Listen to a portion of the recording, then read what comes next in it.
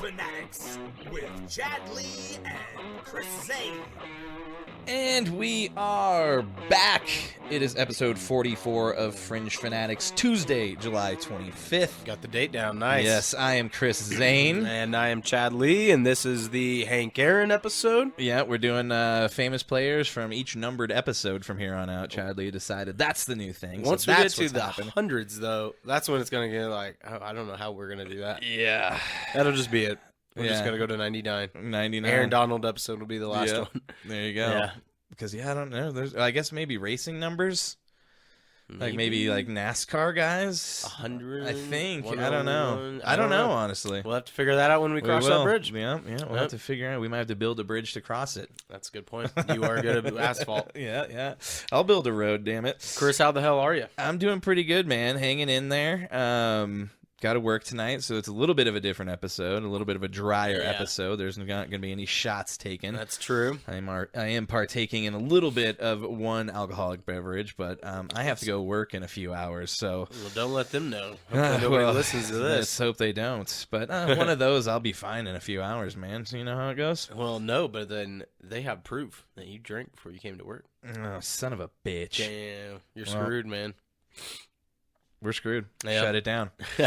How was the weekend, though, sir? It was pretty good, man. Thursday, we did end up going to the Comedy Works and saw Ben Roy headline. That's awesome. He performed a bunch of new material. It was pretty damn good. We also saw John Novosad, which he's another kind of bigger Denver comedian. It's been around for a while. He's the not hippie. the hippie. That's what I The thought. hippie, dude. Okay. Yeah. I always forget his name because John he used to Novosad, go yeah. by Hippie Man for the longest time. I've seen him a few times, and goddamn, that guy's funny, man. Oh, he cracks me up. Talk about local comedians and just how well they do. This guy, I can't wait for him to just like see him on Comedy Central one of these days, or like a short little Netflix thing or something. Yeah. I could see it. It was pretty wild because, I mean, he is like in his 60s, Yeah. so he's an older dude. And then the guy who opened was this dude named Rick, also an older dude who looked just like a less crazier version of Hippie Man. But they were both in their 60s, and like Ben Roy came out and he's like, if this was going to be like the release party for my fucking special, do you think I would have two old ass dudes open for me? It's pretty funny though. Both those guys fucking killed. We had a good time. Andrew Kellen and Meryl and I went. Cool. Had a fun little time for Thursday evening at the Comedy Works downtown. Yeah, that's a great spot. Yeah, it was. And then what else did we do? I did a bunch more shit around the house because I feel like now, you know, that you're a homeowner, it just never fucking ends. Yeah, you always gotta do shit, So man. yeah, I'm gardening. We got some pretty damn good jalapenos happening Oh, right now, cool. dude. Yeah, a couple of them are like this big, like that round. Whoa. My garden's blowing This up. seems familiar. Yeah. Hey. You might have to bring a few of those over. My jalapeno plant isn't fruiting yet. So. Oh, damn. Yeah, we got some Serranos, a couple of Carolina, one Carolina Reaper. Whoa. Might fuck around and make some hot sauce. Explosivo. Fringe Fanatics hot sauce. We'll sell it on Sounds like it's got Etsy. a ring to it. Fuck yeah, man. But yeah, doing that, and then I'm battling the ever-growing weeds in my backyard. Yeah, that's a After bitch. those months of rains, it's just like a every day fucking we get a forest. rainstorm, man. I know. Yep. It's crazy. That's cool. What Fuck about yeah. you? How was your extravaganza of music It was this wild. last weekend? Yeah, it was wild. Thursday we went to Sound Tribe at Paramount, and then Saturday we went to go see him at Red Rocks. And man, I'm feeling it. Like Monday, yesterday I was tired, sore. Yeah. Yeah. Just run down, beat down. Yep. Yeah. Staying up late, doing lots of Nefarious things things. to help enjoy the show, and it Suggestible certainly helped. things. It was fucking awesome, man. It was kind of cool. I took a picture of the band and posted it to my Instagram, and then tagged him. And then I saw where the bassist used that picture for her post on Instagram, just like an hour later, and I was like, damn. Did she at least? I mention was you? hoping so, man. She Like, how didn't? do I? She just stole your picture. Well, I tagged her, and so I was hoping they'll tag the band. Son of a bitch. I was like, damn, why didn't I get a fucking shout That's out? how What the people fuck? feel when we steal their stuff online. You know. Oh yeah, that is, I was like, well, that's why I didn't get too mad about it. But regardless, it was awesome. And just today, we bought more tickets to go see him because in September they're coming to the Mishawaka. The Mishawaka. Yeah, you never heard of it? No. What? Oh yeah, it's the Mishawaka in Amphitheater? Amphitheater right outside of Fort Collins. I've been once, but it was like Oh, no, I do know what that one is now. I it's didn't right realize out it was the one. right on no Pooter River. The Pewter? Yep. Little Pooter? Yeah, it's a pretty cool outdoor venue.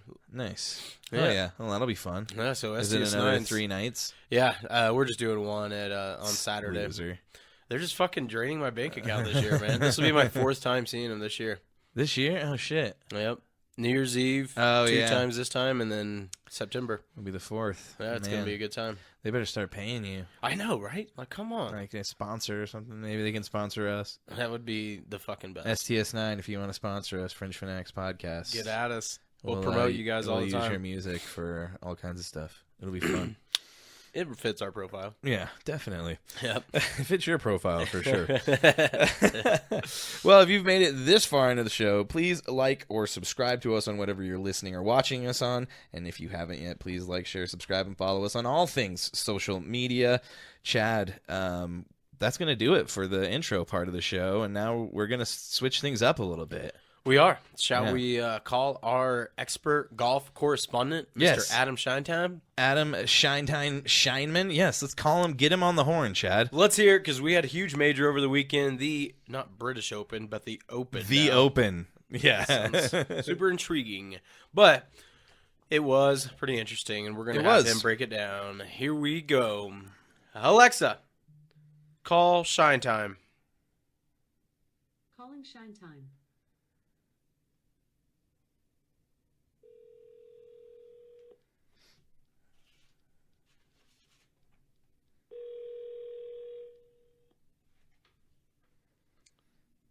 Yo. Adam. Yo. What's up, gents? How we doing? Doing good. How's our favorite golf correspondent doing? Your favorite golf correspondent is doing excellent. I'm happy to be back on. Very nice. It's gonna be a shame that next month it's gonna be we're done with major season. I know. So you'll reach out to me Ryder Cup time, but yeah, this is it for another 2 months, unless you want to talk about Jets. We will be talking about the Jets. Yeah. You are, I guess we haven't ever dubbed it, but You're also the Jets you are our correspondent. Jets correspondent. Yeah. It's easy to have a lot of titles when you're involved with this show. Yeah. You're a man of many hats. I wear many hats for Fringe. That's right, man. You know your shit. That's right. And so, let's get to it, man. What do you think of this British Open? No, the Open. The Open, excuse me. All right. The Open. Language, sir. My bad. My bad. Guys, it was boring. I know. Yeah, it was kind of boring. It was done from like the get-go. I could not believe that Harman, after taking a commanding lead going into ending Friday, going into Saturday, that was it. That he was going to be the best golfer for the next couple rounds, and there was no competition. It was a fun fight to see who was going to get second, and we had a lot of people that were T2 at minus 7. Some fun names like Day and Rom, but honestly, man, it was a snooze fest, and yeah, it really was. But kudos to Harman because he was dominant. Yeah, I mean, you got to hand it to him. I mean, he really took the lead early, and then I think it was 57 holes that he led. He took it and just ran with it. Yeah, he did, and I think the key, it really was those putts outside or within 10 feet. Let's disregard the tap-ins, anything from 3 feet, but statistics show that pros make 50% of 8-footers and 45% of 10-footers, and he just put on a clinic for the ages. I don't think we really appreciate how automatic 53 out of 54 is from that range, and quite honestly, after seeing a lot of people lip out or not being able to judge the speed, or even the arbitrary nature of where the raindrops were or where the wind was blowing, it was fucking impressive. So his putting won it. He really just stayed out of trouble. For him, one shot in the gorse, I believe it was on number 6 on the final round, but other than that, man, I mean, he was as cool as a cucumber, and it was nice to watch, but not going to be one of the more memorable Open championships. And, Brian Harmon, he's not a big personality. Not even a big guy. I think he's only like 5'6", right? Yeah, 5'7". It's really funny. You kind of looked at his pants, and maybe there was like rain gear, but even his pants looked like they were meant for like a 6'2" guy. And then the cuffs at the bottom just looked so wrinkled.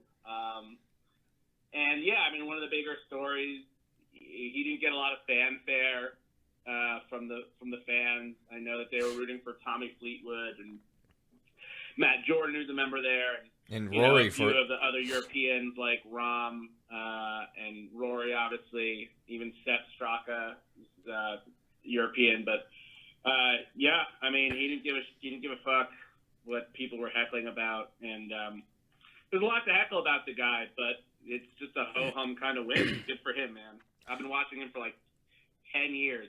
It's insane that this guy finally won a major. He finally broke through. Yeah, I believe Chris, I just want to kind of play off that. I believe his quote afterwards when asked about it said, "Well, better late than never."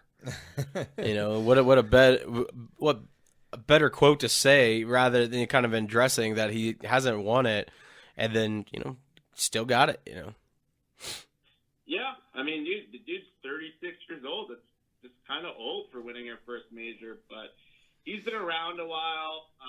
He was tied second at a major a couple of years ago. He's one of a few people to have 2 hole-in-ones in one round. And, I mean, everybody knows him as, like, this petite lefty, 2 things that you rarely see on tour. But, again, man, like, his short game was spot on. And, yeah, I think it's just very polarizing. I don't think it's weird. I've rarely left a major thinking that, like, the guy – sorry, there's a lot of double negatives. I'll say this.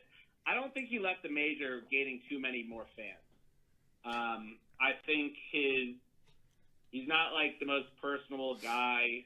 I think the waggles were insane. I don't know if you guys appreciated the waggle meter on the Open Championship, but just how long it took for him to take a shot.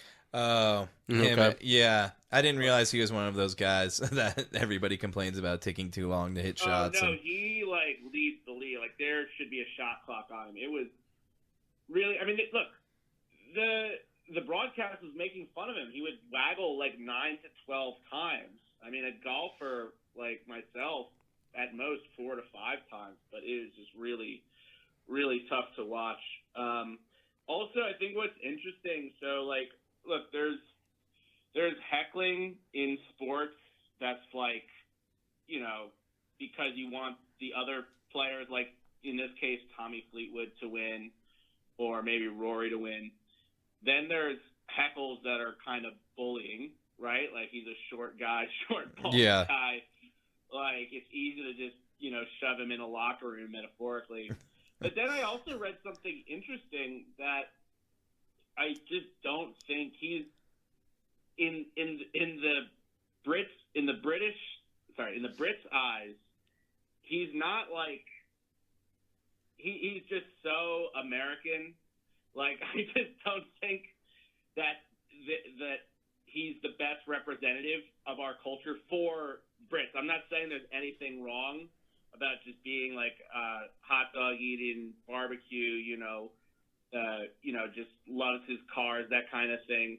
But in their eyes, their culture is really against hunting, and it has been no surprise, but just Brian Harmon has not hid away that he loves hunting, that he loves shooting elk and deer and wild game, and then bringing that carcass back and cutting off the body and just putting it on his mantle. That is not part of the English culture, and I think that's from what I was reading, that's another reason why they're just not fans of this guy. Oh, well, that's pretty interesting. Yeah, I heard when he teed off on the final day, like right when he hit his first drive, someone was like, "Hit it in the bunker." Yeah. Yeah. I mean, look, this is at a time where Tommy Fleetwood was still in it. Tommy, he suffered a bit. He was the sentimental favorite, but even guys like Rory, people wanted Rory to do well, but unfortunately for them, it was just. And I don't care too much about who won. I think just the bummer was that there was none of that drama. Yeah. Nothing was riding on any of these putts for like Jason Day or Steph Straka. Like no one was coming close. It was just such a ho-hum kind of 2-putt for par. Just scoring is boring kind of day for Brian Harman. But again, kudos to him. I'll give you the most lukewarm kudos. Well, speaking of the bunkers, man, he only hit 3 bunkers in all 4 rounds I saw. And I got to ask you, that was one of the big news stories from this course were the bunkers. That wasn't, to me, when I watched it, a bunker. It looked like a pit. Yeah. I mean, can you explain those type of bunkers? I mean, it looks like if you got stuck in it, you're going to need like a tractor or something to get it out. Yeah, so short and steep, and you got to remember that those bunkers are placed where the contours of the fairway are going to feed into them. So it's not that these players are just missing and hitting into the bunkers. We're talking about missing, from let's say 150 to 200 yards. They're missing a 2-yard box. They're missing their target by 2 yards, and that funnels into the bunkers. So that's hard enough to aim it exactly where you want, because a lot of these shots in the bunkers weren't necessarily bad. But let's say once you got to them, and then you have this pot bunker that like kind of the ridges look like pancakes. What's also different about these bunkers is that they're not like, they don't contour. I'm trying to think of it this way. Think of like a bowl, that in a bowl-shaped bunker, you have a ball that comes in from the left or the right. Inevitably, it's going to land in the center. It's just kind of the way that a concave shape works. You drop a ball, it's going to be more in the center. Here, these bunkers are flat, and there's not as much forgiveness.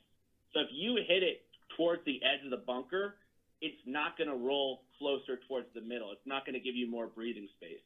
So it's not just that these bunkers are it's not just that these bunkers are small. It's not that just that they're steep to get out of, but it's also that these types are flat. They are very rare, and therefore the ball isn't going to have as many favorable bounces where there's a lot of space to hit out of. So it's an interesting design. We don't have them really in the States. But man, oh man, like, was it wild to watch some of these guys just contort their body, have one limb in, one limb out of the bunker to try and get the shot, hit sideways, obviously like Justin Thomas going from one bunker to the other. You don't see that.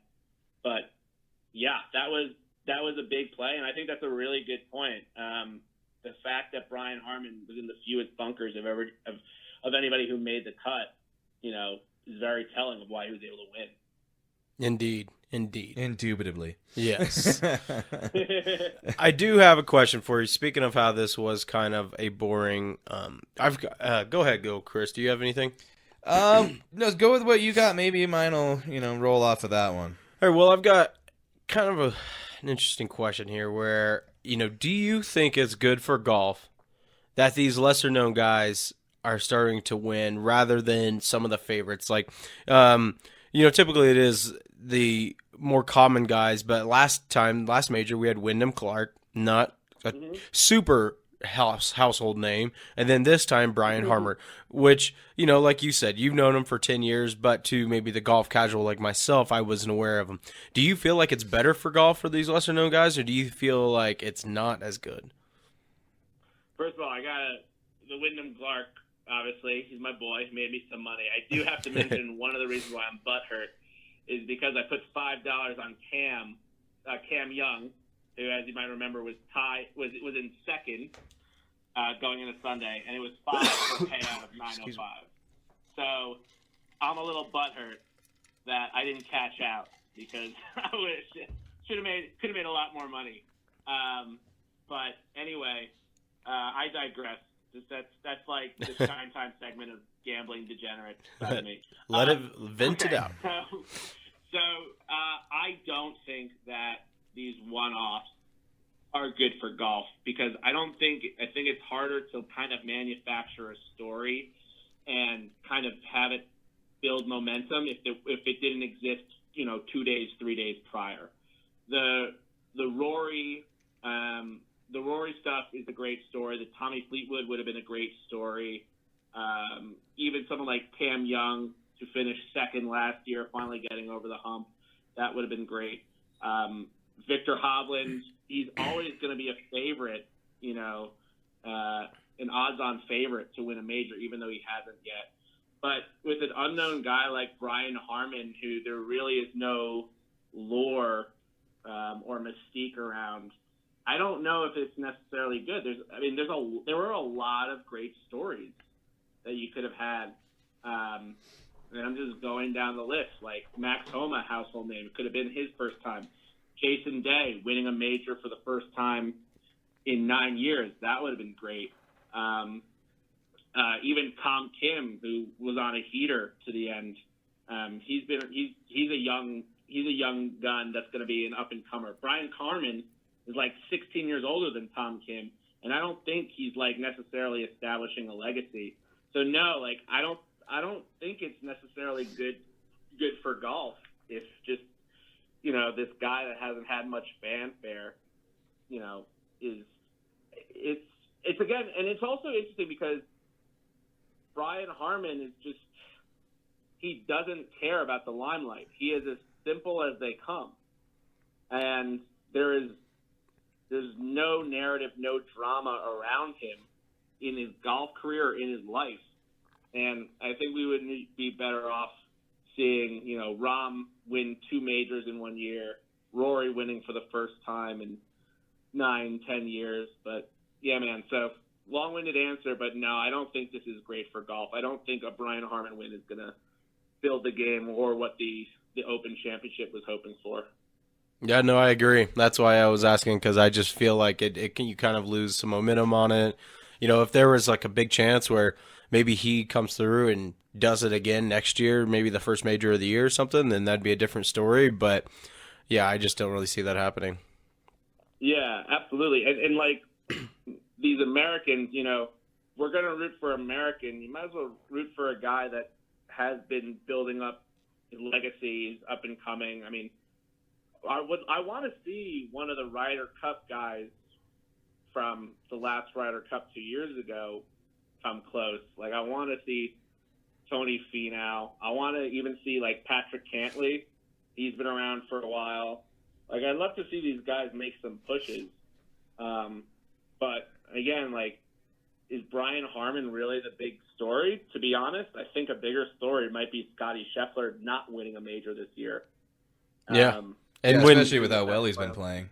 Well, that's a good point because, he kind of sarcastically said with how well he's been playing, right? Because, he's with how well Rahm did. What did Rahm finish, like 5th or 6th? No, Rahm was tied Rahm second. was tied for second. Okay. So after Scheffler, going into this weekend, Scheffler was still the number 1 ranked golfer in the world. Do you think Rahm should surpass him after this weekend? I don't, man. I mean, what Scheffler has been doing, I think he's like, he's had so many top 5 finishes this year, and this was his worst major. I still think Scheffler is number 1. Okay. I think the stats are like 12 straight top 10, something around that line. I mean, it's fucking outrageous what he's doing. Let me see if I could pull up the stats. But, yeah, that's crazy. 18 top 12s in a row and 7 top 5s. Think about it, 7 top 5s. Well, that's why I ask you, Adam. You know your shit, man. That proves your point there, man. He should be number 1. Consistency. That is so fucking insane. That is nuts. Chris, you got anything for him?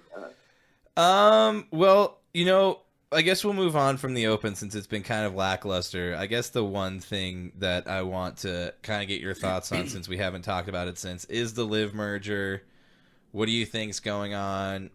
How do you think it's going to play out? And then the other thing I wanted to ask is, what's your thoughts on the Jets' alternate uniforms? Yeah, sure. I mean, I think the LIV merger, I don't think there's going to be anything LIV related. I think it's more about PGA and the PIF, the Saudi investment fund. So I think LIV, the product, is going to be disbanded. I don't think we're going to see guys, in shorts or guys playing 3 rounds of no cuts. I think it produces harmony at the right time, whether it's coincidence or not. It's coming at a time where the Ryder Cup is coming up, right? So they had, Ryder Cup is every 2 years. So they had all year last year to dick around with, with saying like LIV is here to stay. But now that it's a Ryder Cup year, I think it's great timing so that we can see Brooks.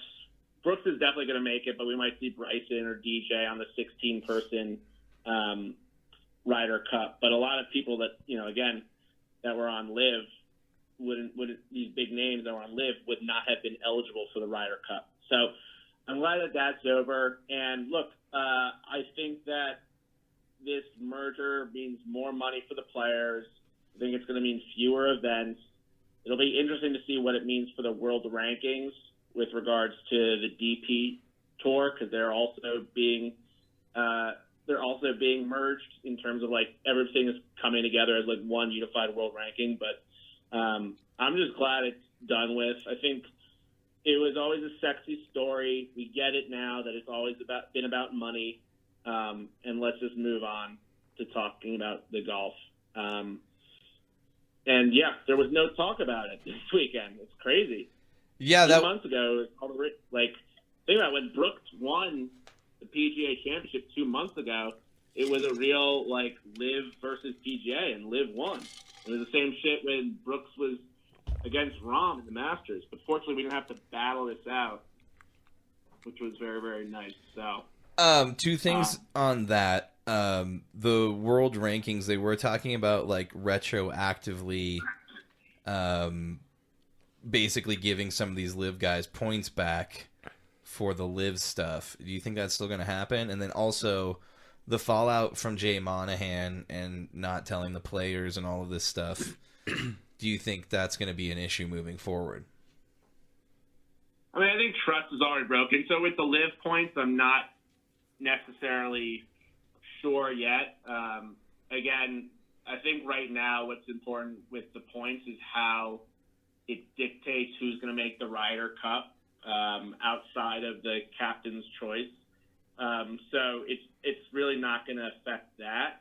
But with regards to Jay Monahan, I mean, trust is already gone. I don't think that can be regained. I think he had this kind of psychosomatic, he fell ill or had, injury. He went to the hospital. I think a lot of the pressure got to him. I don't know if it's coincidence that he had I don't know if it was a panic attack or mini cardiac arrest or whatever, but I mean, it was around the time where he became a pariah. No, the trust is gone. And the only way that the players will trust him again is more money or guaranteed, minimum salary. Money talks. Yeah, basically getting rid of the cut, more or less. Yeah, it's all money. I mean, that's why all these guys moved.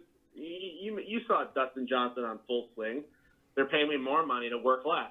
Well, I wouldn't totally do that. He did have the most refreshing answers when they asked him. It's just yeah, I totally get that. Yeah, it's all money. And Jets, what do you want to talk Jets? Oh, the new uniforms that were just released. Oh, yeah. What's your thoughts on them? I don't know, man. We've had a lot of uniforms in the past. They're white and green. Yeah, nothing too exciting. Are you excited to watch them on HBO or the Max, whatever? Hard Knocks? Hard Knocks. Yeah, right. I am excited. That was our best. Jets fans, we're trying to do this like weird nostalgia tour of what it was like to be relevant. We haven't won anything yet this year, but we're relevant. You know, that's we're for getting sure. our first Sunday night.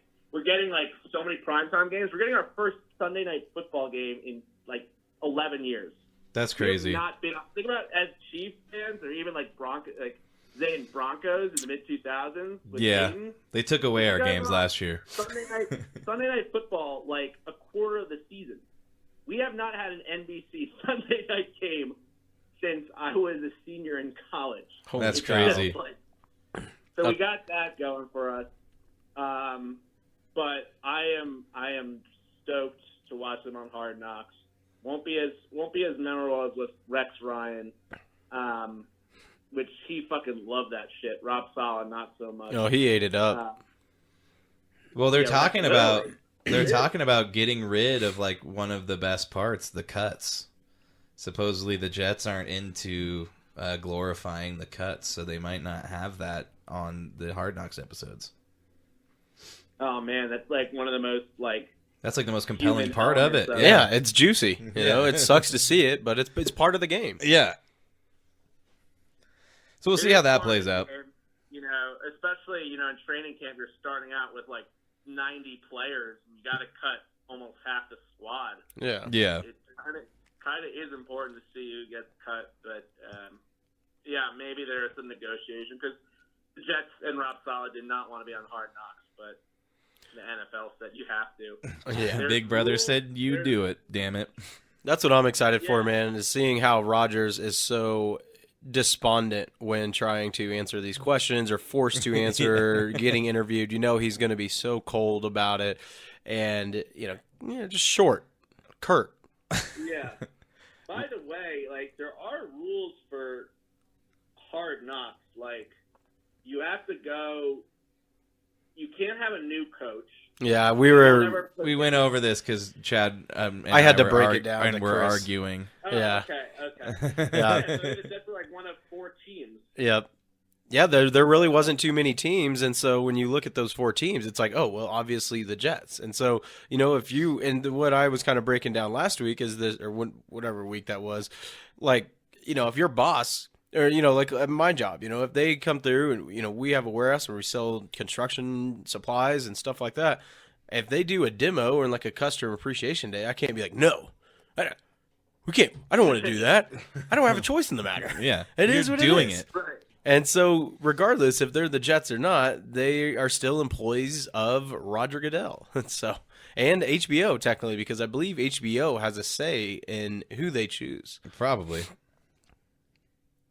Fair enough. Yeah. Yeah. But I'm excited for it.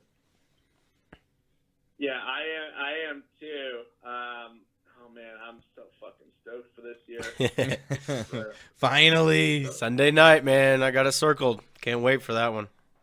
Yeah. We already talked about this, but I will not be at Don's. I do not want to bring bad juju. Road team juju. I'll talk you into it, man. We'll be texting throughout the game. It's hard to text Chad when he's at Don's. Do your Chiefs first down bullshit. That's right. Yeah, we'll see. We are going to New York, so it'll be a tough one. It's in I thought it was in Kansas City. Oh, is it? Man, I forgot. Oh, shit. I don't even know. I think it is in Kansas City. I think he's right. Oh, wow. Well, Yeah, sweet. totally. Okay. Never mind. I've been so focused on totally other shit, I forgot. Yeah, no, you're good, man. Well, hopefully we can get Chris Jones back by then because he's trying to get paid. He wants that money. Yeah. Oh, no. Wait. Sorry.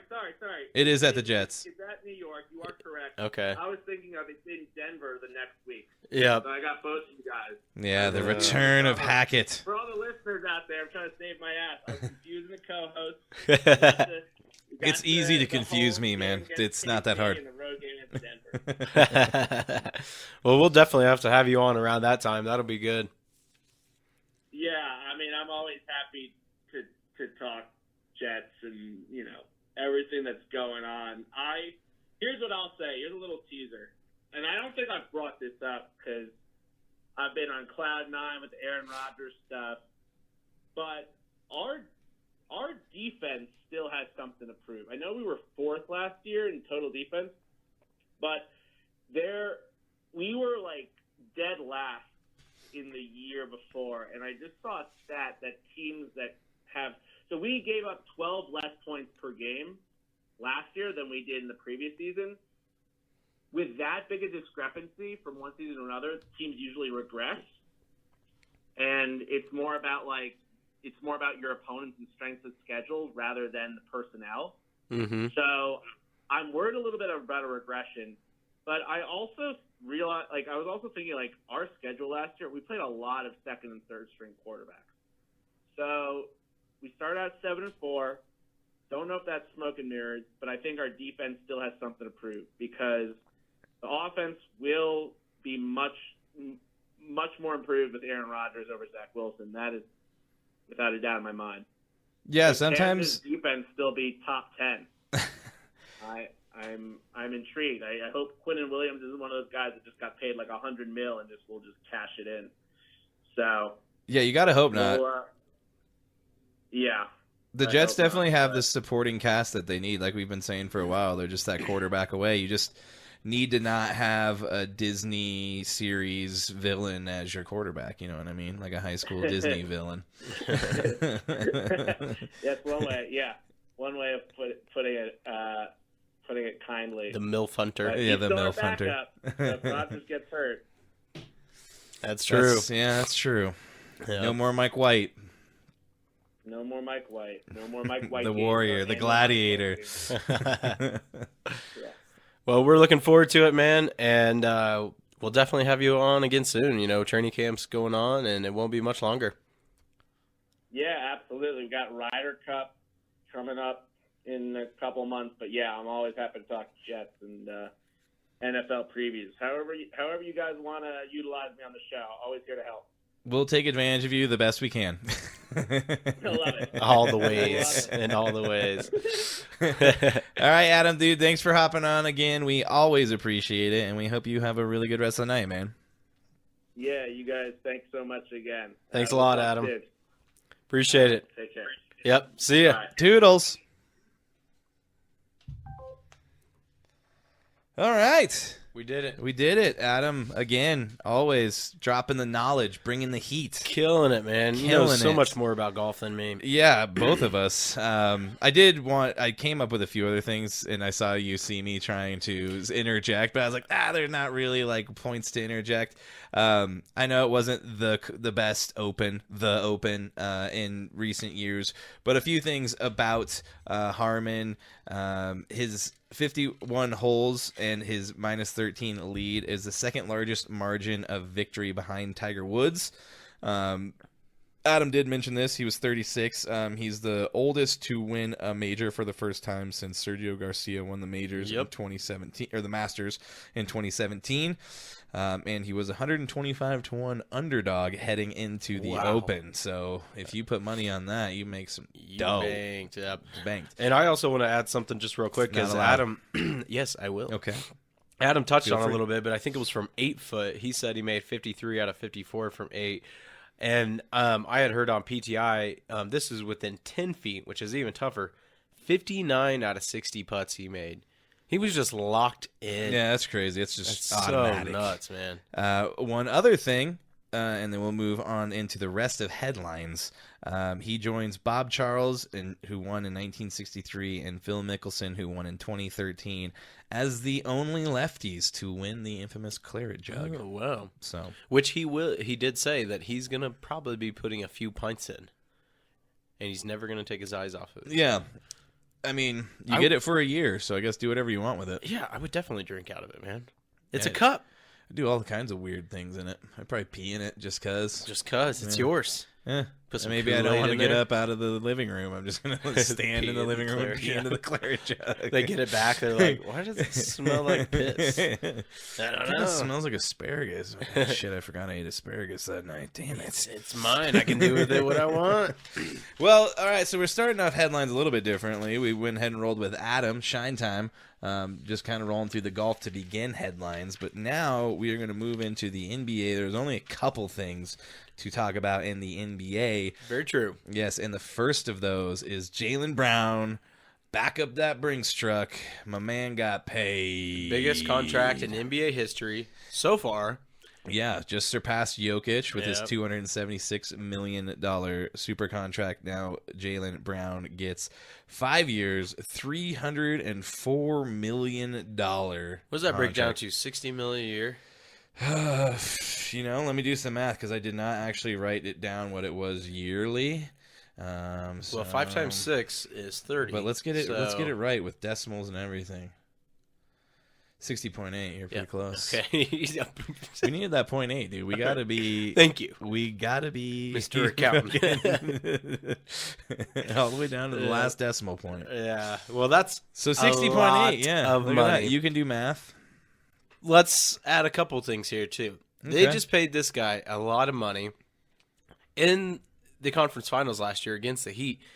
He had more turnovers than he did assists. That's very true. Think about that. Yeah. He also shot 16% from 3.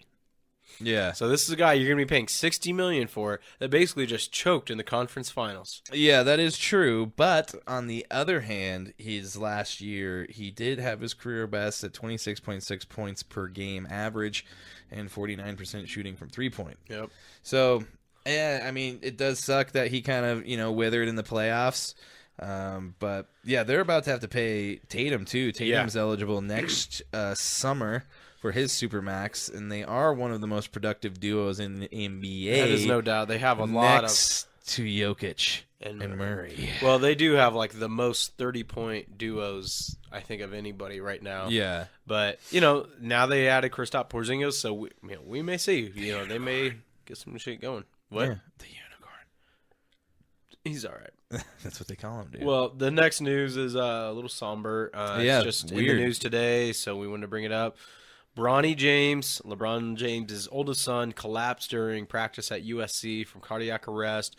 The news we have so far is that he is out of the ICU and in stable condition, so prayers to him, and I hope he recovers fully and is able to get back to the court and his family. It's a real shame. Yeah, it's super weird. I did want to mention one thing because this is just strange. It's the second straight year that USC has had a player suffer cardiac arrest. Who was it last year? His name is Vincent Uwachukwu. He was like a top 10 prospect. He was hospitalized for a few days and returned to playing 14 games, but it's just very strange that USC had 2 players in back-to-back years suffer cardiac arrest on the court. That is weird. Yeah, strange. I don't know if that really means anything, but I just saw that and I was like, that's weird. Well, we seem to be having these younger people collapse to cardiac arrest more and more frequently. So strange. I don't know, lay off the vape pens or whatever people are doing. I don't know. It's the Juuls. TikTok. No, I don't trust TikTok. The Juuls. Yeah, who knows? It's Juuls and make TikTok. claims. That's for sure. Yep. Well, let's move into the NFL. That's about it for the NBA. Not too much happening as we sit in the off season right now. Oh, one last thing. I'm going to throw a little curveball to you, man. Did you see? And for all our listeners out there, it's going viral right now. Go look up Jokic dancing after winning his horse race. Oh, yeah, I did see that. It is so satisfying. Well, now there's people talking about, like, how come he's happier about his horse winning a championship than him winning the championship? And it's, like, turning in this whole narrative of, like, he doesn't care about basketball like he does his horses. And it's like, well, maybe he doesn't. You know what? One of those is his job, and one of them something that he really enjoys to do. So, Chris, if you were at your job and someone gave you a trophy for being the best layer of asphalt, would you just jump up and down? Yay. Or when the Born Readies are playing a show like a battle of the bands and you guys win, we win it all. Don't you think you would be dancing? Yes. Exactly. I'd be a lot more happy about that. It's not that complicated. It's his fucking job. But that's how the media works, man. You gotta have things to talk about. Yeah, dude, I've definitely been tuning out of ESPN a lot more lately. I used to watch it. It's getting bad, especially now with them laying everybody off. It's like, what do you even? With a lot what of is those. It now? It's really just getting tough, especially right now. Obviously, in the off season where there's not much to talk about, they're just conjuring these rumors almost to talk about, and it's just awful. And so I've really limited myself on it. Sometimes you got to, man. You got to limit the intake of the news. We're just as good as him, so yeah, if not better. Yeah. I mean, thank you. Come on, guys. That's right. So let's move into the NFL. Do you want to start it off? I sure will. I think you got the numbers behind it. Just before Mr. Ray arrived at the Casa, Justin Herbert got paid. Yes, he did. I believe it's $262.5 million. It's an extension.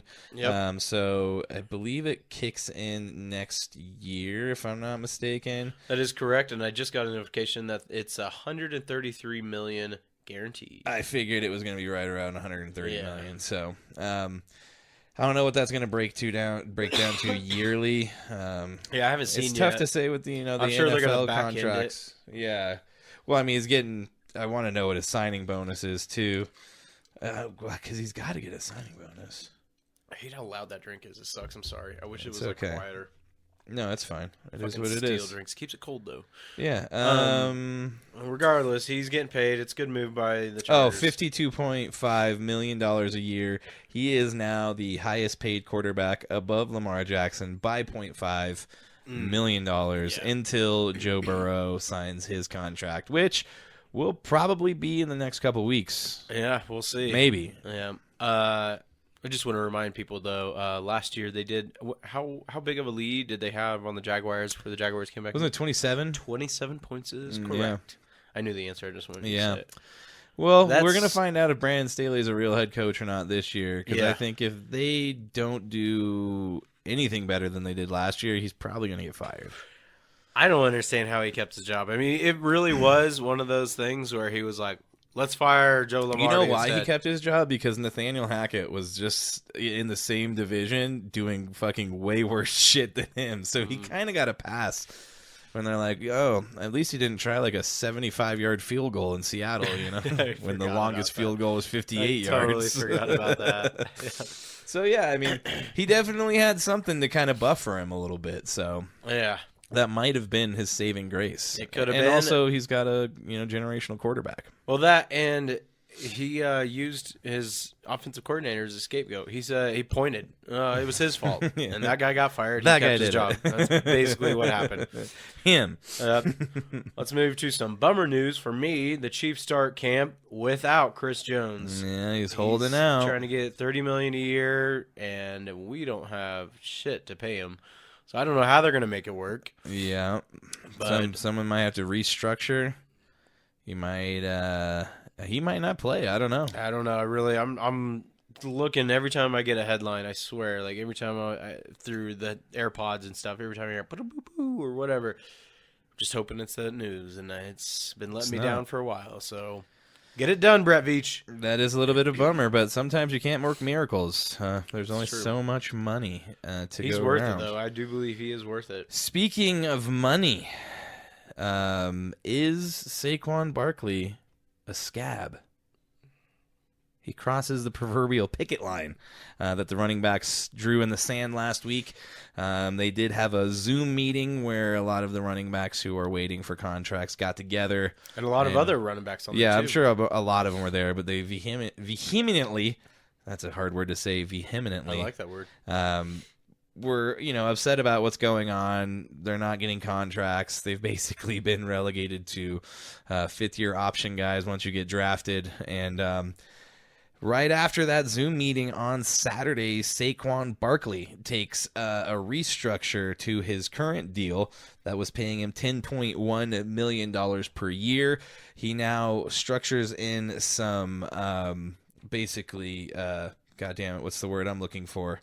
Incentives. Yep. It's been incentivized. And a $2 million signing bonus. $2 million signing bonus, but the thing is, he left it in the ability for them to franchise tag him next year. So sounds they like a still mis- could franchise tag him. So Sounds he like might a have fucked. mistake on his agent's part. The incentives, though, would bring him up to $11 million, totaling $909,000. Basically, he gets $303,000 for each of the following if he rushes for 1,350 yards and the Giants make the playoffs. If he gets 11 touchdowns and if he gets 65 receptions. So for each of those things, I mean, the 1350 and the Giants make the playoffs are one, but basically 3 of those things is what will get him his full incentives. Unfortunately, he has never rushed for 1,350 yards. Yep. And he only got 11 touchdowns once in his career, and he hasn't caught 65 passes since his rookie season. Not to mention the Giants will be facing a much more difficult schedule this year. Yeah. I don't know if he's going to make any more money. I think they might have just been like, guess how we're going to get you to play for the same fucking amount. I think they won that deal. We'll give you $2 million, okay? Yeah. Whatever. Yeah. That's not the signing bonuses are cash, so that's not a cap hit. Yeah, nothing. totally. Yep. So I guess that's maybe the way he's looking at it. He's getting an extra $2 million. But yeah, I don't know. This kind of plays into what we were talking about last week, which I sent you that meme, and let me pull that up. Yeah. In regards to the argument against paying running backs. The running backs that have won the Super Bowl, the teams that with the running backs the last 5 years or so. I think so. So the past 10 Super Bowl winners. So you've got Isaiah Pacheco, $705,000 in 2022. Cam Akers, $890,000, 2021. Leonard Fournette, a whopping $2 million. Damian Williams, 2019 for the Chiefs, $1,050,000. Sony Michel, $480,000, 2018. LeGarrette Blount, $900,000, 2017, 2016, him again. Well, that's nice. $760,000. He made money. He jumped up there from year to year. From the Eagles to the Patriots. Yeah, and then we'll stop on C.J. Anderson, the Broncos, 2015, $585,000. Yeah.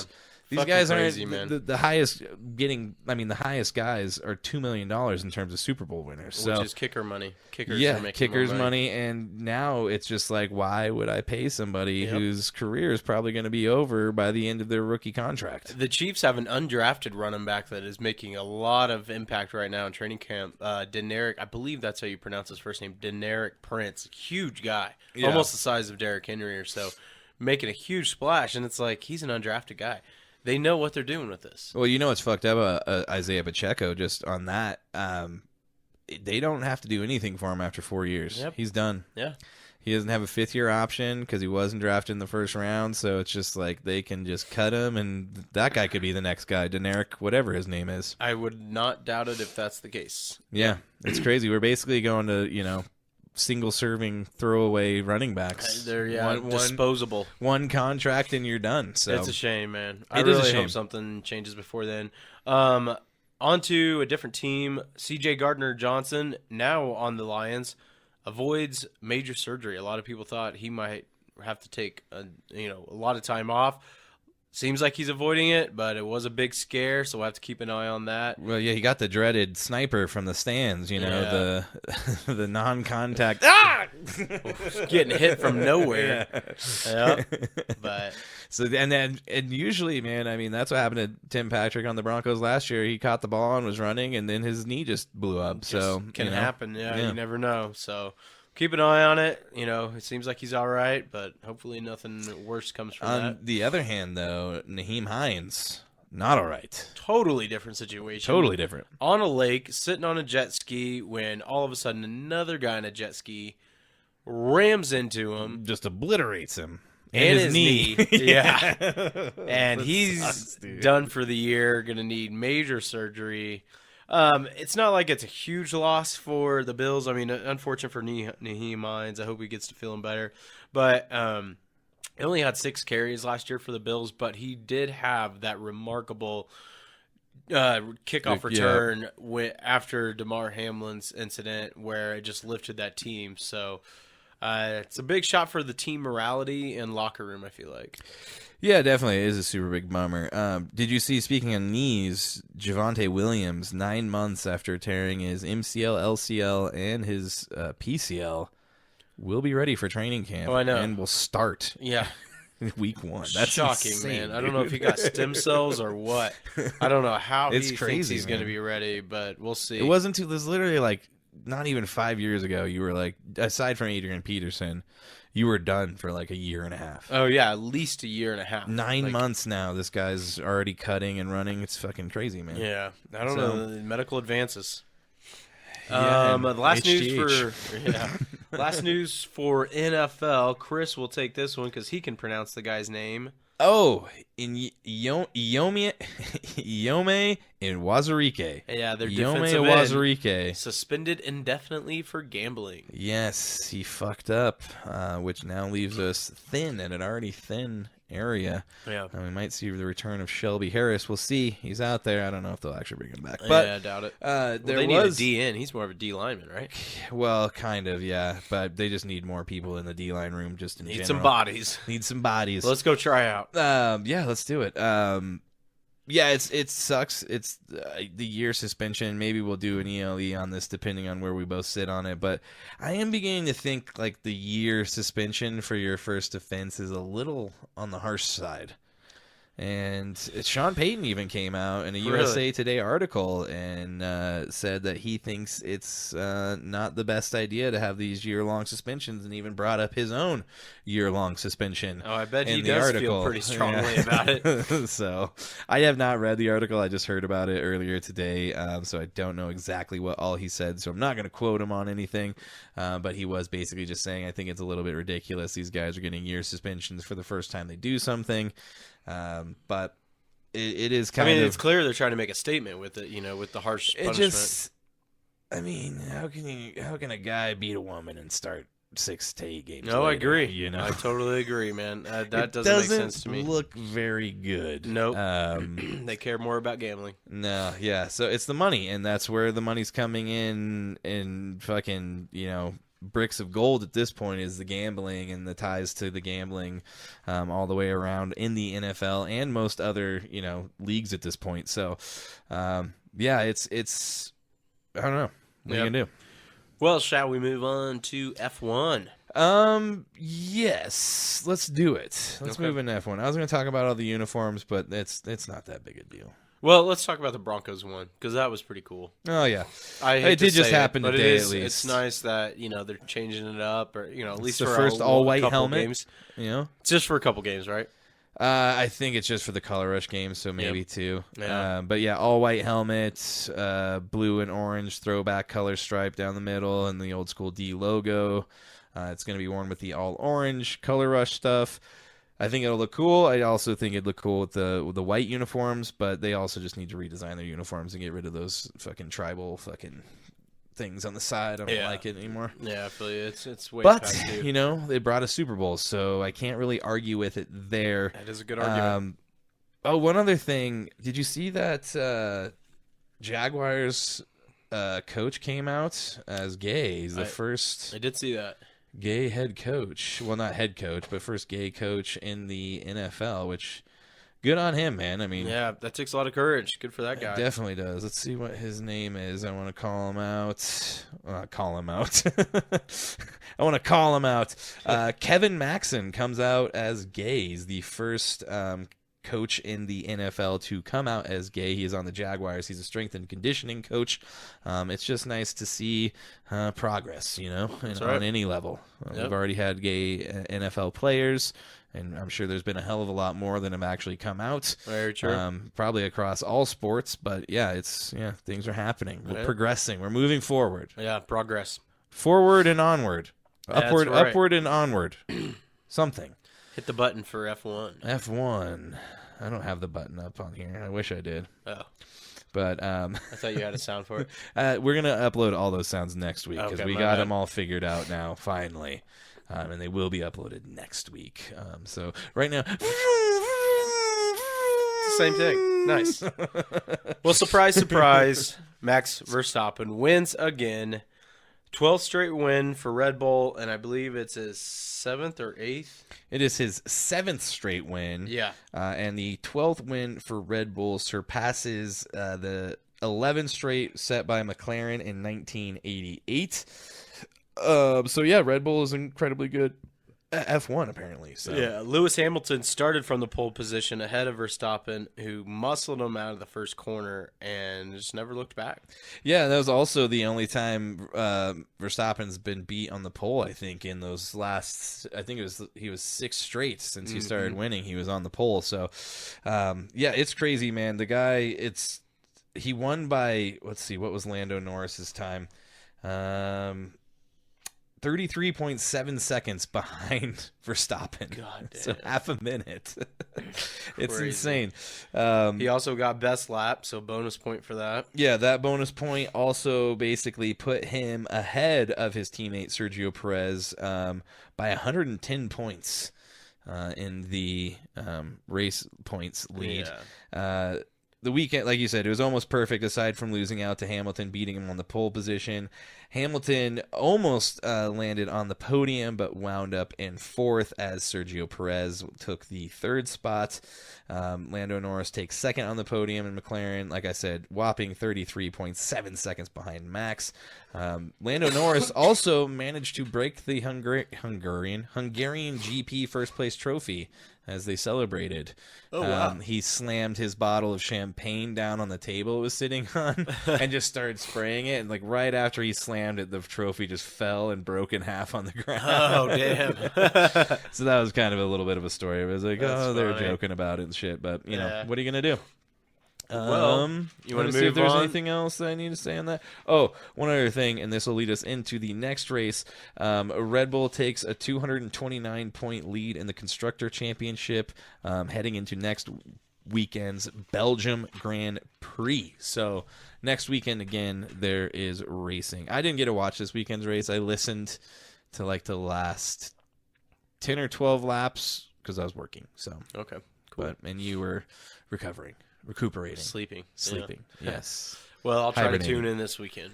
You better, dude. Yeah. You fucking better, man.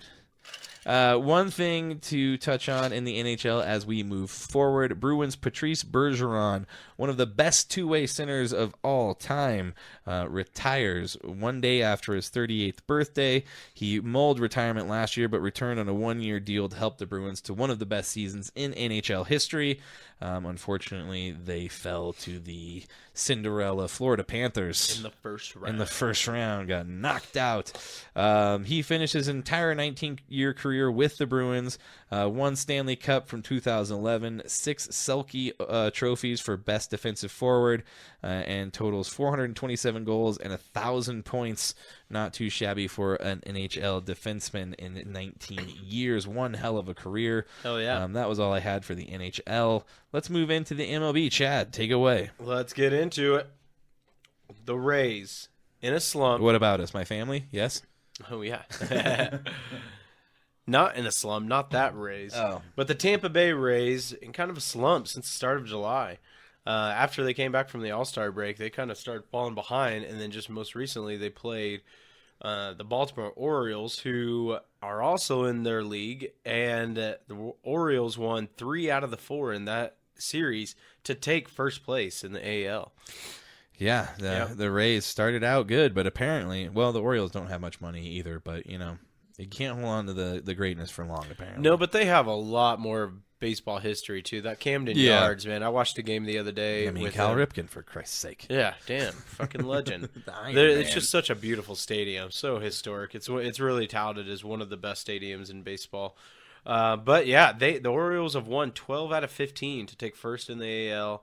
I'll give the standings here in a second. But, yeah, now they're atop the league.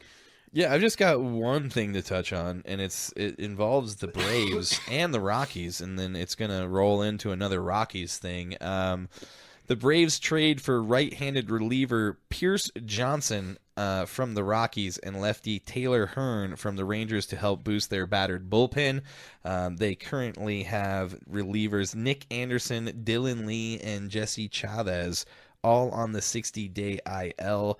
They give up pitching prospects Victor Vodnik, which is a future 007 villain, and Tanner Gordon to the Rockies. And speaking of the Rockies, they need those prospects because on Monday they just found out that they lost 3 of their top pitching prospects to Tommy John surgery. Gabriel Hughes, Jordy Vargas, and Jackson Cox to season-ending Tommy John surgery. They joined Antonio Centinela, who was hoping to not get the surgery.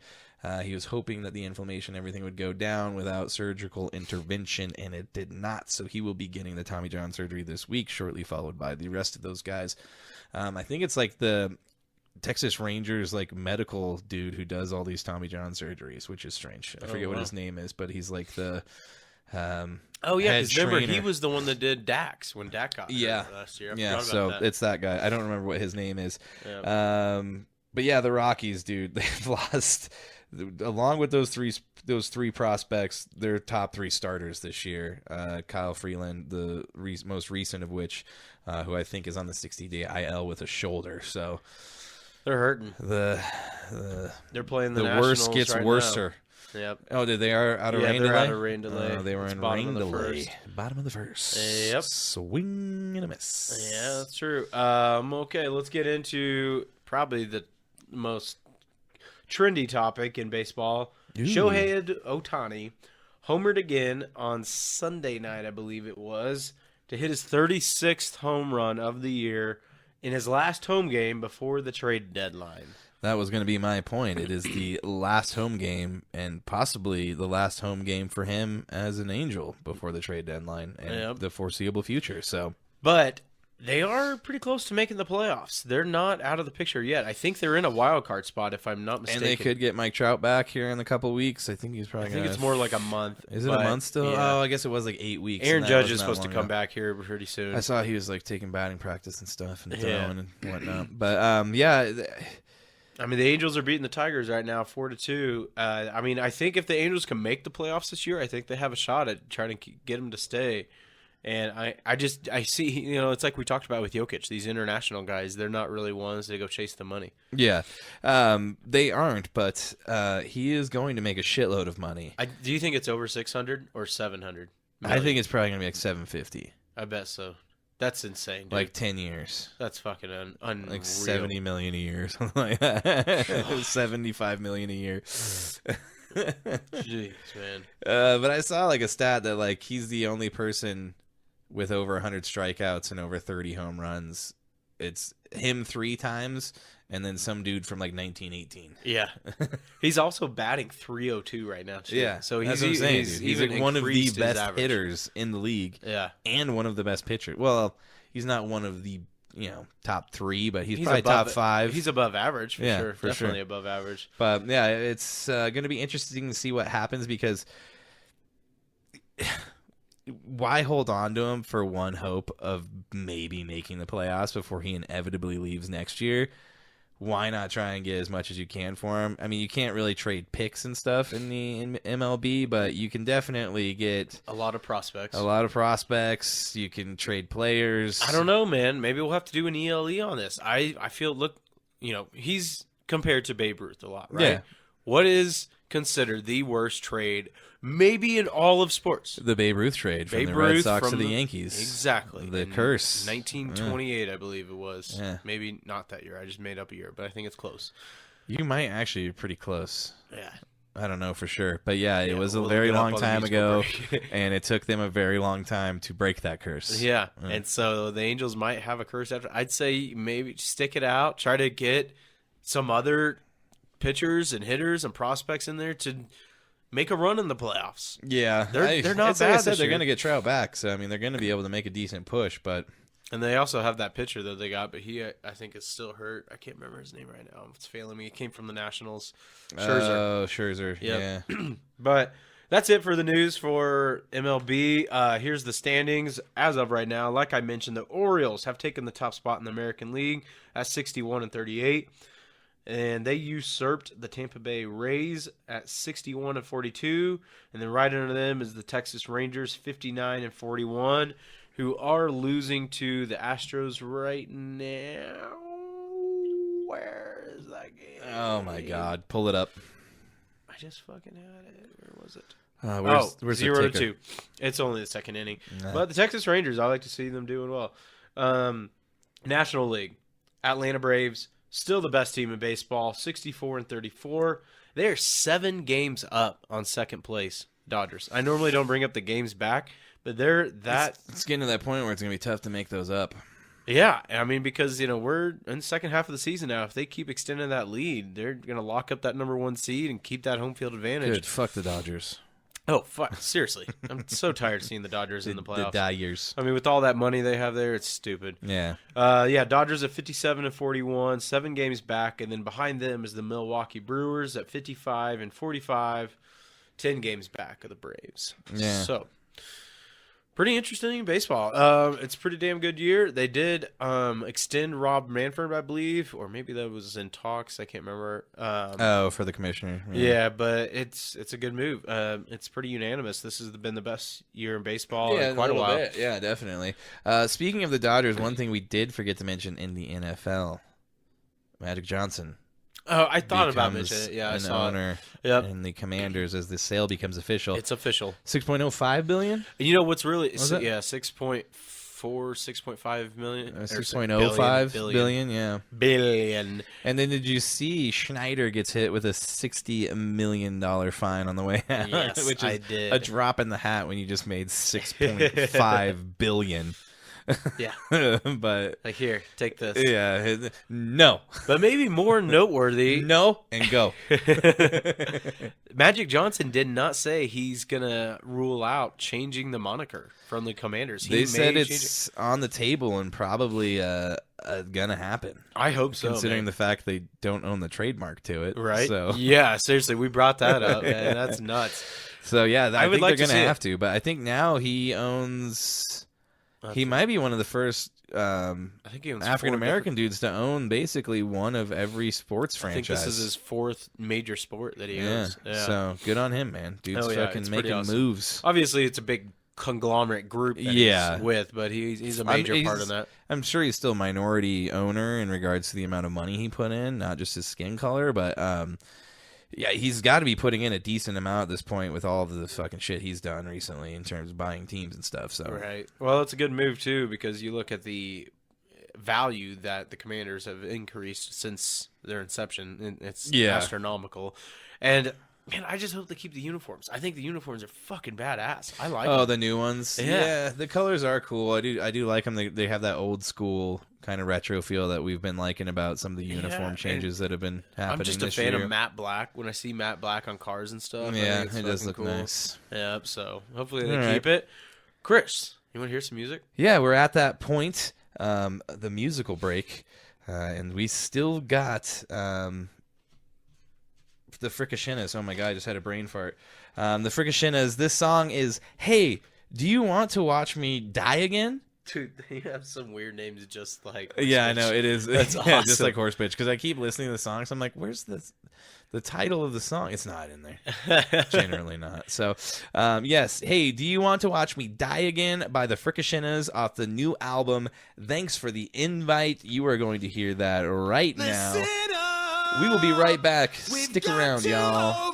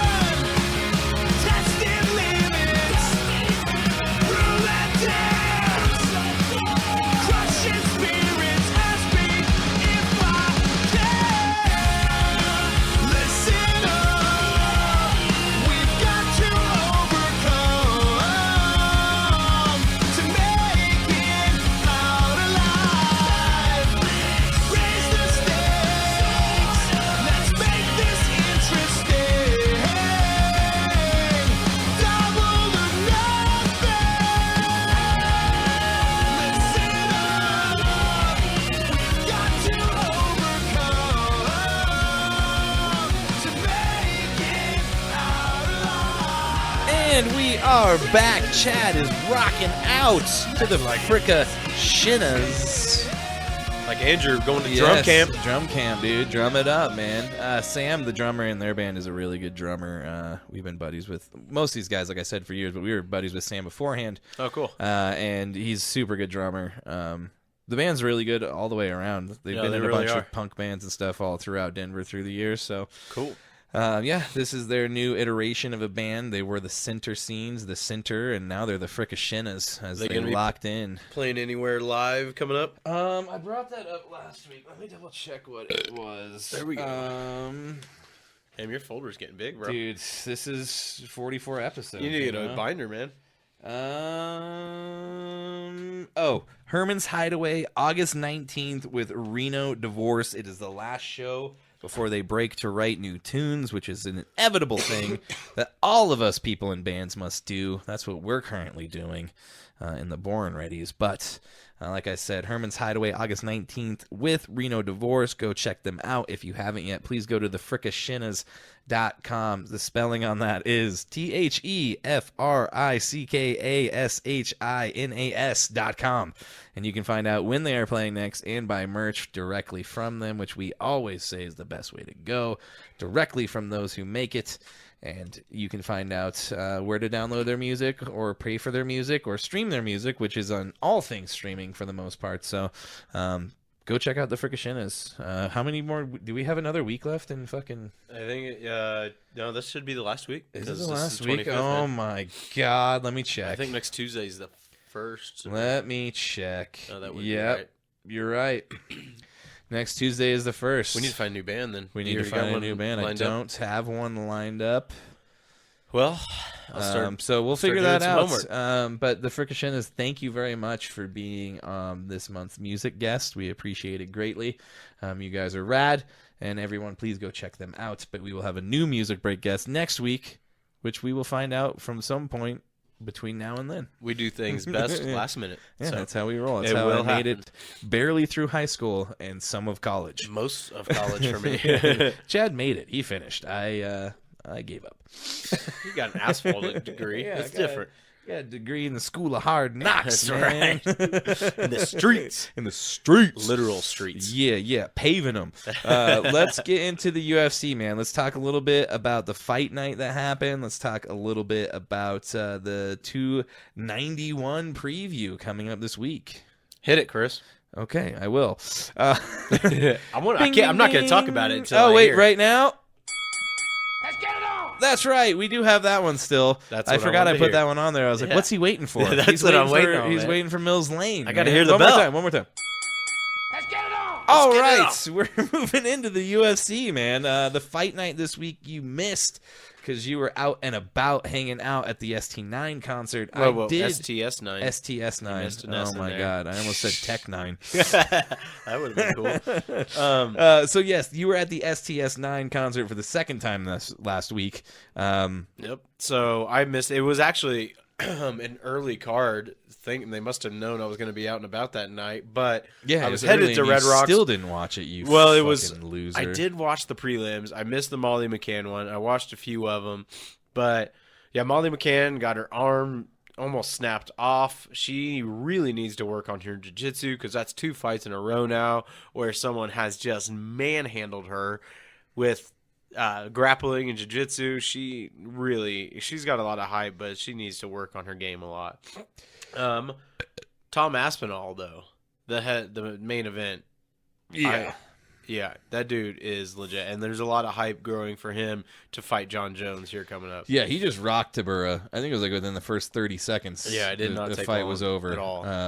Now it makes 5 fights in a row that have lasted under 2 minutes for him, so he takes care of business fast and efficient. Yeah, he's like an assassin.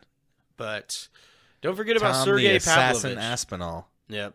Yeah, from England. He That's was not fighting. his actual nickname. I just gave him that just now. That is pretty cool. It sounds cool though. Yep, take it, Tom. He was fighting in his home country of England, so he had the fans behind his back. The UFC fight nights will be, I think, shifting and like basically on a tour for the next like 5 or 6 weeks. So that's kind of cool. Because isn't it? Oh no, never mind. Okay. I thought it was like it was the International Fight Week or something. I thought that might be why, but no. But this Never mind. weekend, we have a big pay-per-view coming up. Yes. And I'm going to go through, most times, I only talk about, and I'm only going to talk about the co-main event and the main event, but I am going to run through just the fights because there are a lot of big names on this card. Speaking of which, on just the prelims, a guy that's done a lot of main events and pay-per-views, Derek Lewis is going to be fighting Marcos Rodrigo. Rogerio I think it's de Lima. Rodrigo de Lima. I can't even get the last part right. Marcos Rogerio de Lima. Which is crazy because Derek Lewis is the underdog at plus 155. Oh, it's changed. He's now plus 170, so it's gotten even a little bit worse. I think that says a lot and there. And then, Marcos is favored minus 200. Looks like he's got a 21-9-1 record versus Derek Lewis's 26-11-0. Yeah. So, He's had a lot of wins, but he's definitely in his decline. And, he's just trying to make money at this point in his career. Then let's move up to the main card. First fight of the night on the main card, Michael Chiesa, really legend in the game, been fighting for a while against Kevin Holland, the big mouth. Kevin Holland is the favorite at minus 145. Michael Chiesa hasn't fought in a long time, but Kevin Holland, last time we saw him, he looked really good, so I could see him pulling it off against an old vet in Michael Chiesa. Yeah, I do have a quick question, though. Is Michel Pereira and Alex Pereira related? I don't believe so. It's almost like the name like Johnson in Brazil. Yeah, It's no, pretty. yeah. I'm almost positive they're not related. I just saw that, and I was Yeah. like, maybe they're brothers. Yep. They don't look the same, but after- that doesn't mean anything. After Michael Chiesa, then we got a very interesting fight here. Big fan favorite Tony Ferguson. Ferguson, El Kakui Tony the Turd Ferguson. You can take that name too, man. versus Bobby Green. And that one's really good. Bobby Green is a guy that's had a lot of UFC fights, a veteran that's been in the game a long time as well. Tony Ferguson is a guy that was really at the peak of his career maybe 4 years ago, had the light heavyweight belt, or not light heavyweight belt, but the lightweight belt for a short stint. He is a big underdog at plus 285 because he's pretty much on I think a 3-fight losing streak. Bobby Green's a minus 375 favorite. Big favorite in this. Yeah. Yeah, but Tony Ferguson, in the last statement I saw, he says he's not done yet. He's not looking to retire, so see him coming in with the fireworks. We'll see what happens after this fight. Yep. Next one. Very good one here. Another veteran and very exciting fighter. Probably the best kickboxer in the game. Stephen Wonderboy Thompson versus Michael Pereira. He is the favorite at minus 165. Michael Pereira is a really exciting fighter. He's a number 15th ranked fighter. Stephen Thompson's number 7. I mean, Stephen Thompson's known. He's very open about he doesn't want to grapple. He wants to stand up. I mean, he was a guy that's won multiple kickboxing world championships. I mean, he is considered one of the top kickboxers in the world. He's got a very wide, very unique stance. Got that karate type stance, so expect fireworks in this one as well. I think because of the headliner that I'm going to be talking about here in a second, I think that's why they booked a lot of these fighters, because it's going to be easy to see some bangers on this card, I imagine. Yeah, it's definitely looking like one of the. It seems like the next few fights in general are going to be really good fights coming up. Even the fight night with Sand hanging after this one. I can't wait I'm really glad they rebooked that, man. Yeah, so yeah. Then let's move into the co-main, dude. Co-main event, huge fight here. Probably going to determine who's going to fight for the light heavyweight championship coming forward, since Jamal Hill had to vacate the title after a Achilles rupture. Yes, that was very unfortunate. Those are hard to. Those for sure are a year. Yeah, at least sometimes, if not 2 years. I remember when I was doing my rehab for my torn Achilles, there was a couple guys You mean your torn ACL? ACL. There was a couple guys in there for an Achilles, and their rehab looked worse than mine. I felt so bad for him, man. It's just, God, it's That shit rolls up the back of your leg, man. You put all your weight on it. Oh, it's so unfortunate. I mean, Jamal Hill's a really young and exciting fighter. You hate to see it. So I would imagine whoever wins this fight between Jan Blachowicz and Alex Pereira will fight Yuri Prochazka for the title going forward. But Jan Blachowicz, last time we saw him was against Onkolov back in December of 2022, where that was a very controversial draw. And it's just one of those where if you even watch UFC Countdown, you could see Onkolov just like hopping around on one foot because he took so many kicks. Yeah. And Jan was like, if I just would have thrown a few more kicks, I know I would have won it. But unfortunately, it did end in a draw, so we couldn't get the title. And then you got Pereira, who's moving up after getting knocked out by Izzy to light heavyweight from middleweight, and already the number 2 ranked fighter in that division. And I have a hard time picking this fight, and I think Vegas feels the same way. Jan Blachowicz at -120, and then Alex Pereira at -110. Pretty much a coin flip. Yeah, we'll see what happens, especially after him struggling against Izzy with Pereira. But it's like we've been saying, and it's like Dana said after that fight, he needs to be up at light heavyweight because he's cutting like 20 pounds. 30, actually. Yeah, to just even fight. So it's just like, you're losing all of your natural body mass just to try and fight. Oh, yeah.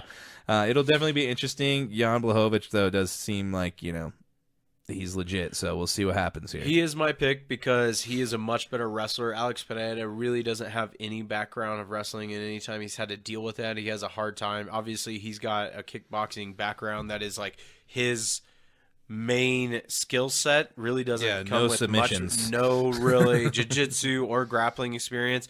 And then you look at Jan Blachowicz's power. He is a natural light heavyweight, where Alex Pereira is coming up, and he is a natural light heavyweight as well. Like Chris was just saying, he cuts a lot of weight, but that power, that Polish power that Jan is so proud of, is, I believe, the deciding factor. And I think that's what Jan's going to do. He's going to out-wrestle him. I said it like that, dude. I listened to Theo's podcast with Hulk Hogan today. Wrestling. It was so entertaining, I'll man. have to check that one out. Hulk Hogan really in real life does say brother, no, yeah, a lot. dude. It's He's so been doing that for like fucking 40 years. Man. He's a stand-up guy, man. He's investing into like weed companies now because he doesn't drink anymore. Yeah. Remember when he got like fucking the whole thing with the sex tape and all that? Yeah, where those people like, Yep. fucking put a security cam in that bedroom. It was and, pretty like, fucked up. Fucking framed him.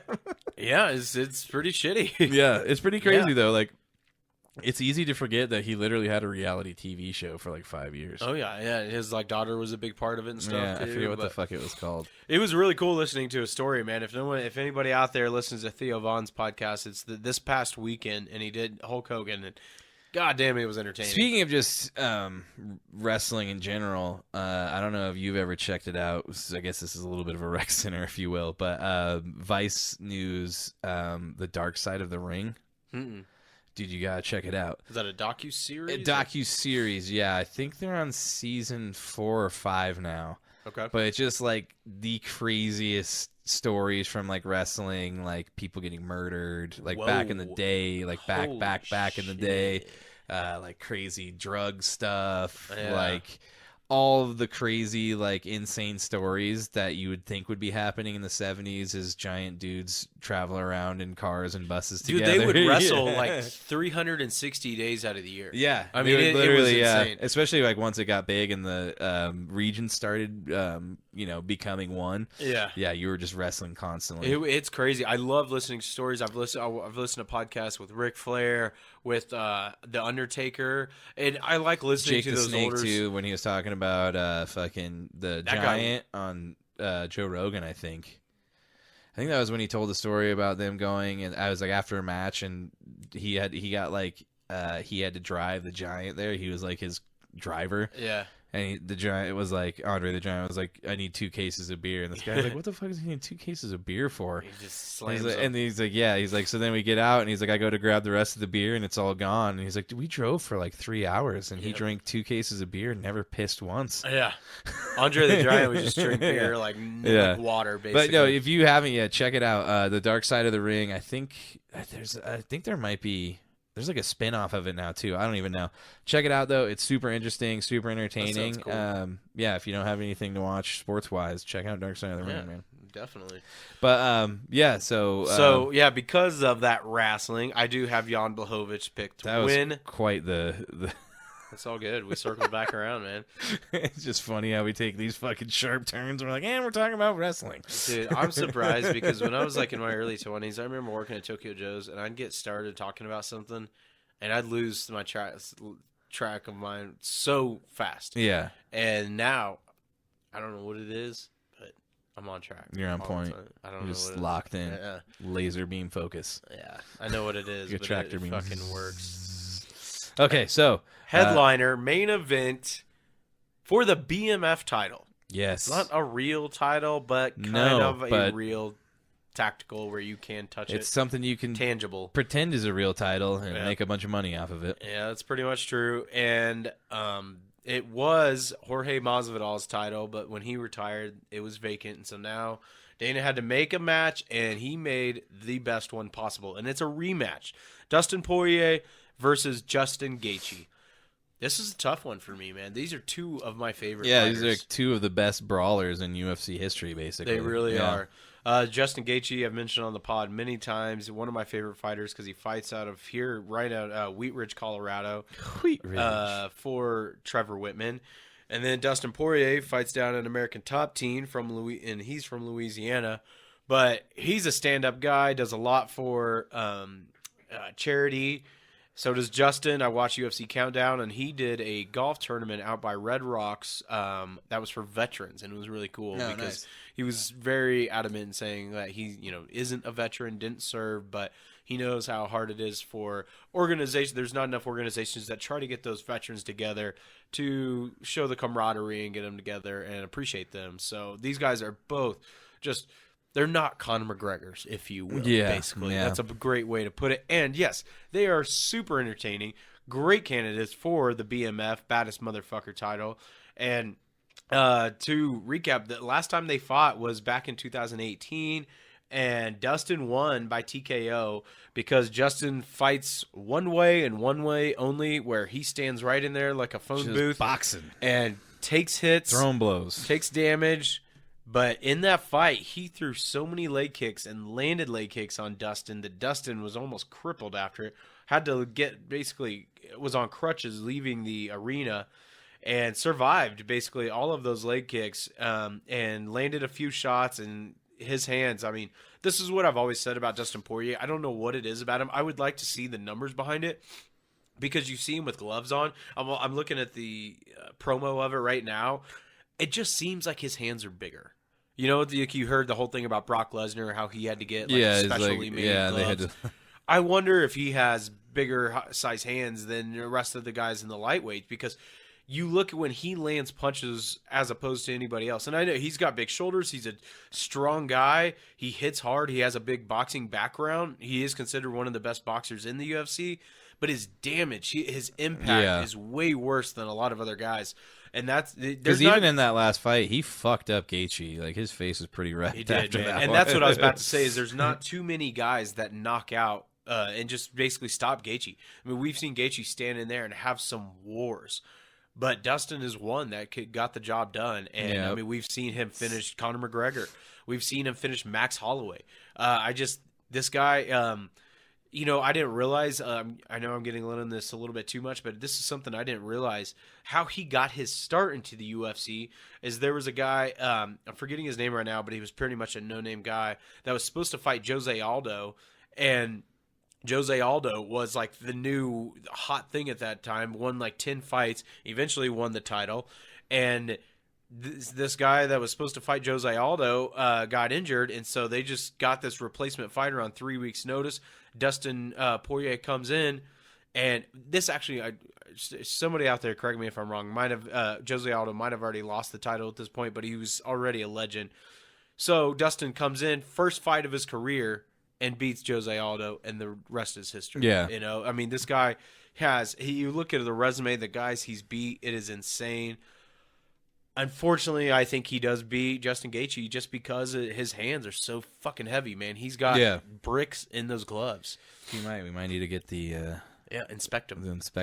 Check those gloves out. That's right. But I definitely don't think that it's going to be an easy task at all. I think Justin is going to go down with a fight, and I would imagine there might be a couple drops of blood shed in this one. Yeah, this is definitely going to be one of those fights where at the end of it, they both look just like hamburger meat and just like, the guy's swollen shut. Oh, yeah. Fucked up. I would not doubt it, man. But, Dustin, when I was watching UFC Countdown, he does hold his hands a little lower than conventional fighters because he just is that's just how he fights. And yeah. I think because of that, Justin might take advantage of that, and his jab is a nasty jab, and he might find his way in there with those hands being low. So we'll see. But my picks are Blachowicz and Gaethje, and I think Wonder Boy will beat Michael Pereira. Pereira. All right, that wraps it up for UFC 291. We'll recap it next week. Let's hope I win some money, and let's hit it hard, Chris. It's time to hit it hard, man.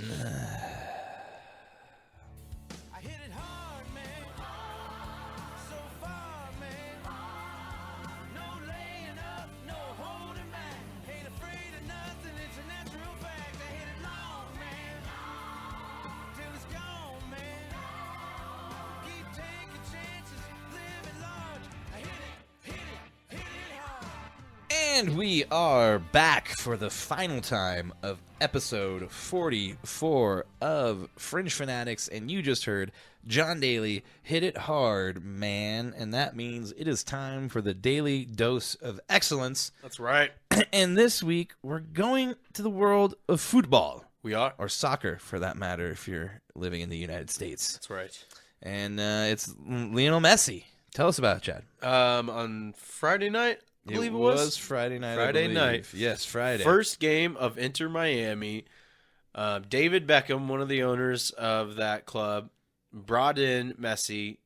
Huge asset. I mean, got paid a ton of money. Miami's team was pretty atrocious. They hadn't beaten a good team since May, I believe it was. And first game back, came down to the very end in extra minutes, and then a penalty kick comes. Free kick goes to Messi. And I don't know about you, man. I really want to talk about this because I don't understand how they do this in soccer where they'll kick it and they can make this ball curve in such a way that is like an art Bend form. it like Beckham, the movie. Seriously. Because it looked like this ball was going outside the goal, curves back in, like the most beautiful kick you've ever seen, and they win, and the crowd goes insane right on the sidelines. You see Serena Williams. You see LeBron James. Yeah, everybody. All the stars. It was incredible, and we want to just hand it to him because I'm a fan of sports. I'm a fan of the WNBA. I was watching it right before we got started here. I love all sports, and I want to see the MLS rise and kind of get the notoriety that it does, and maybe start to eventually be a competitor to the Euro Leagues. Yeah, the Euro League. I don't know if it'll ever get that far. That way, because they're way better there. Yeah, they're way better, and we'll talk about the money getting spent over there here in a minute. But Lionel Messi comes here. He signs between 50 and $60 million annually, putting the total contract value between $125 million and $150 million in cash alone. But his revenue, though, revenue alone, we brought this up, I think it was 2 episodes ago.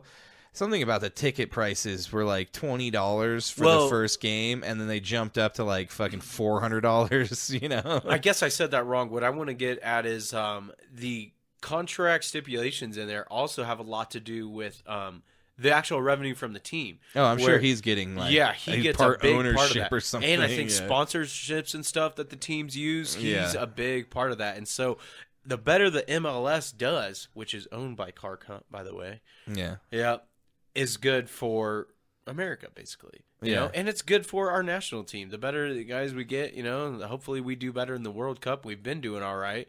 But it's just good to see because it's good for soccer. I have a little nephew, Patrick, 12 years old now, and he loves soccer. And it's nuts. I have heard where soccer is gaining a lot of steam in younger generations. I don't get it, but for our generation, we never really kind of quite got into it. No, it's always football It's and always baseball. football, basketball, and We stuff made fun like of the that. kids that played soccer. But a lot of my younger cousins and just like the younger generations are really into soccer. Well, it's like I said, man, if, me and Maryland are procreating, I'm probably going to be putting like golf clubs and a soccer ball in this kid's hands and feet as soon as possible. Yeah. Because if golf, you can lose and basically make six figures.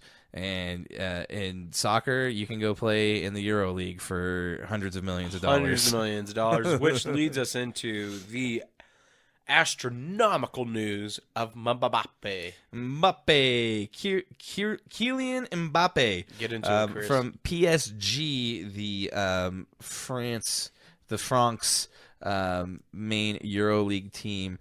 They're currently in an issue where he no longer wants to play with them, and the Saudi Arabian team, which let me try and figure out what they're called. Well, whoever it is, it's Al Halil, I believe. Yeah, Al Halil. Yeah. Yep.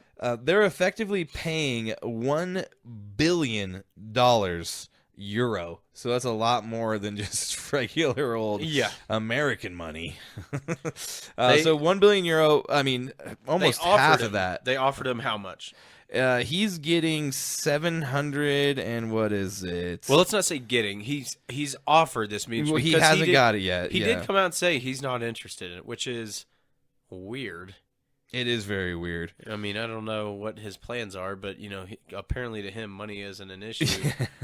So it's basically they're going to be paying like $300 and some million to buy him out from PSG, and then they're going to be basically offering him $750 million or $770 million in wages for 1 year. For 1 year of play, and there's nothing guaranteed after that. And I think LeBron James has made like $500 million in his career or something like that, outside of sponsorships and all kinds of other investments. But career earnings $531 million, and Mbappe is going to get $776 million for 1 year. So LeBron James's 20-year career, he's made $200 million less than what he can make career earnings and what Mbappe is going to make in 1 fucking year. Dude, I don't think the whole world realizes how much money the Saudis have. I mean, I think we have an idea, but I don't think we clearly know. I think it's almost like, who was that dude? Not Scrooge McDuck, but the rich duck and DuckTales jumped into like the pool of gold coins. Yeah, I think that was in the beginning of DuckTales, wasn't it? Well, it was in a bunch of different stuff. I believe it was. It was like just Disney shit. I can't think of it. I can't think of it either. But anyway, that's basically what the Saudis are, dude. I mean, it's oil money. Billions to them is like. Well, according to TRT World, the Saudi royal family is worth $1.4 trillion. That they are releasing, because that's just it. When it comes to like Forbes' richest people in the world, technically, what's his face? Fucking Twitter. Elon Musk is the world's richest man, but in Saudi Arabia, it's not required for you to release your tax documents. So, and we don't know how much all that shit's tied up in, real estate and all that stuff that you can't. I mean, unless you really dive into someone's net worth, it's hard to calculate all that shit. But yeah, it's just they've got the money to burn, and clearly, you buy golf, and then you're gonna pay one guy to play for your team for $500 million for 1 year. Yeah, fucking nuts, man. But anyways, this isn't about Kylian Mbappe. This is about Lionel Messi, and now he is bringing things back to the MLS. He is going to hopefully reinvigorate the MLS and maybe bring them a little bit more into the forefront where they've been sitting behind all the major sports leagues. So we'll see what happens there. I do think we're already going to see some of the changes being made just from having Messi. We talked about it a little bit before we started recording. I saw reports where they might be paying for all the teams that have artificial turf to tear it up and put down real turf because Messi has never played on anything but real turf. So. Yeah. We'll see what happens. I mean, they're really worried about this investment. I think even MLS as a whole is like, we got to do everything we can to keep this guy here. He is. As long as possible. Like one of the best soccer players in the world, if not the best. Yeah. So, you got to value that asset. And I think he's really going to increase the ratings quite a bit. I didn't get into it, but the U.S. national women's team, I did. I know I said I was going to bring it up next week, but one stat that I forgot is their ratings for that game against Vietnam, where they beat them 3-0, drew 6.26 million viewers, making it the most watched soccer match since last year's men's World Cup final. I mean, that's pretty wild. The Nuggets, That is pretty cool. For the championship, are only averaging like 11.5, 12 million. So Right. they're half of that, which for it being just, women's soccer compared to the NBA playoff finals, that's pretty wild. Quite a bit. Yeah, that's pretty good. Pretty awesome. And we saw it happen even with the NCAA women's college basketball last year. That's true. So it's good to see everything on the up and up. Progress Sports is good in all things. In general, sports ball is fun. Sports ball is fun, and it's never going away. So get Like used Steve to Brule said, check it out. it. It's for your health. Yeah. And on that note, again, we aren't doing shots, so this one just goes out to you guys. Like, share, and subscribe to us. On all things social media. And if you've made it this far and you are watching or listening to us, please like and subscribe to us. Rate us 5 stars.